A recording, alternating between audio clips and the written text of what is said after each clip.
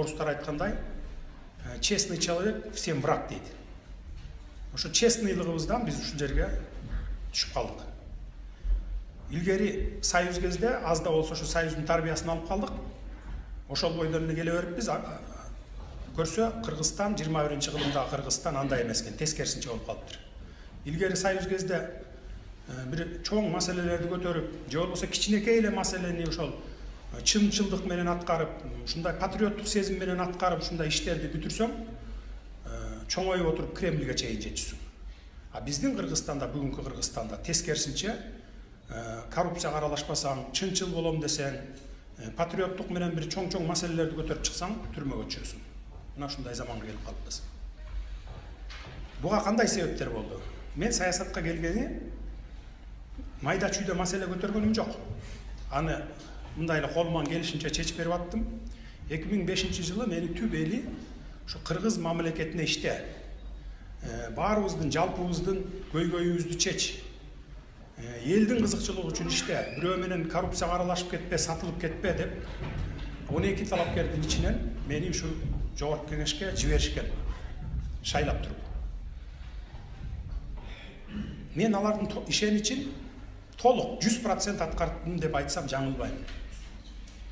Анткени ушул коррупцияга аралашып сатылып кеткеним жок. Муну минтип эле коелу деп сунуштаган суммасын алганым жок. Элдин кызыкчылыгын сатканым жок. Толук ушу ишеничин актадым десем жаңылышпайм. Келип жогорку кеңешке биринчи көтөргөн маселе ушу Каркыра маселеси болду. Мен жогорку кеңешке келсем, Каркыраны ратификациядан өткөргөнгө алып келип калышкан экен. Документтерди изилдеп көрсөм, 625 гектар жерибиз казак туугандарга өтүп кетип атыптыр. Каркырада 625 гектар жер, анан бу Бишкектен көлгө кетип баратканда объездной жолдогу 2 заправка турган жер, прям жол.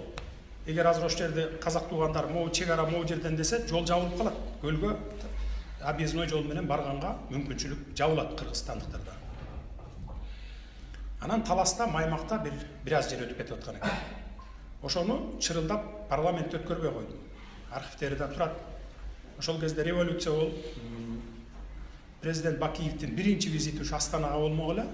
Ошондо министрлер келди мага.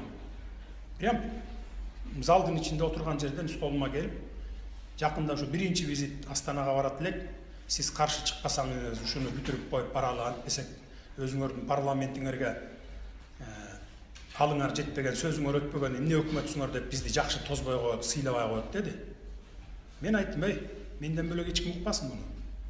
Силер эмне жер подарка кылып туруп анан жакшы кабыл алдырасыңарбы? Башка маселелер менен иштегиле, дипломатияны түзгүлө. Болбойт бул деп, ошо менен 2007-жылдын 22-октябрына чейин 5-6 жолу келди, ошо 5-6 жолу тең каршы туруп өткөрбөй койдум. Бизди 22-октябрда 3-чакырылыштын депутаттарын таратып жиберди. Мен 2008-жылдын июнуна чейин, ошондо 1 жылга жакын жумушсуз жүрдүм. Депутат да болгон жокмун, эч ким болгон жокмун, ишсиз жүрдүм. 2008-жылдын апрель айында жогорку кеңеш ратификациядан өткөрүп берип койду. Ошо менен Каркыра өтүп кетти. Кийин ойлоп көрсөм, ошол парламенттин убалына дагы мен калган экенмин. Ошо Каркыраны өткөрө албай, таратып ийип, башка парламент алып келип туруп анан өткөргөн экен. Азыр ойлоп көрсөм. Дароо эле ошол мезгилде эле Кумтөр маселесин көтөрдүм. Айрым баягы мен саясий оппоненттериме айтып атпайбы, мурда кайда жүрдү эле, мурда эмнеге көтөргөн жок эле, анан азыр эле жаңы бийлик, убактылуу бийлик келгенде 2010 Бакиев кеткенден кийин көтөрүп калдыбы деп. Жок, андай эмес. Бакиевдин убагында Куулук премьер-министр болчу. Биз 75 депутат элек, архивтери да турат жогорку кеңеште, көтөрүп комиссия түздүргөн.